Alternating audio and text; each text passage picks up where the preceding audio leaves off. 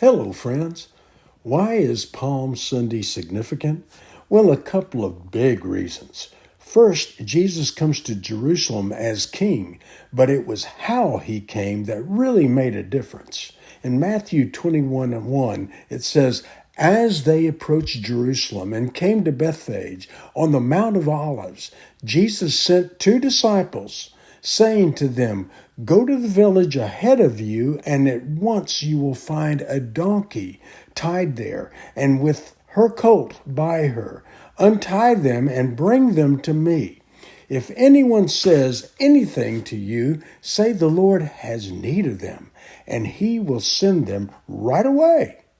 This was miraculous in and of itself, because why would a man release his property, his means of making a living, to a complete stranger based on this?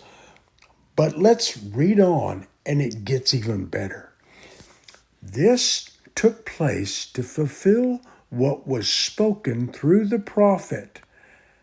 "Say to the daughter of Zion, see, our king comes to you, gentle and riding on a donkey, and on a colt, the foal of a donkey."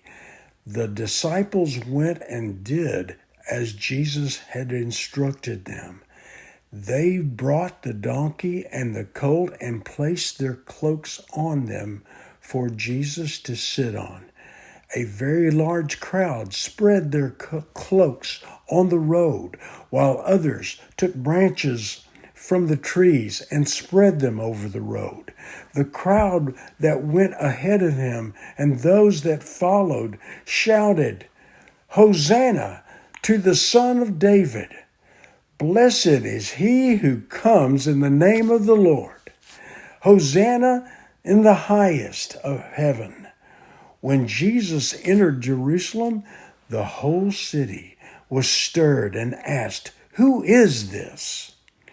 Verse 11 says, "The crowd answered, 'This is Jesus, the prophet from Nazareth in Galilee.'" Jesus came in humility, but was received as royalty. The prophet Isaiah described him 700 years before as the suffering servant, and he fulfilled that prophecy word for word. While Jesus was the triumphant king, he came humbly on a donkey. Paul described the humility of Christ this way in Philippians 2:8, saying, "And being found in appearance as a man, he humbled himself by becoming obedient to death, even death on the cross." But verse 6 deals with the humility. "Rather, he made himself nothing, taking the very nature of a servant, being made in human likeness." In other words, he not only lowered himself from God's status to human, he was a serving human.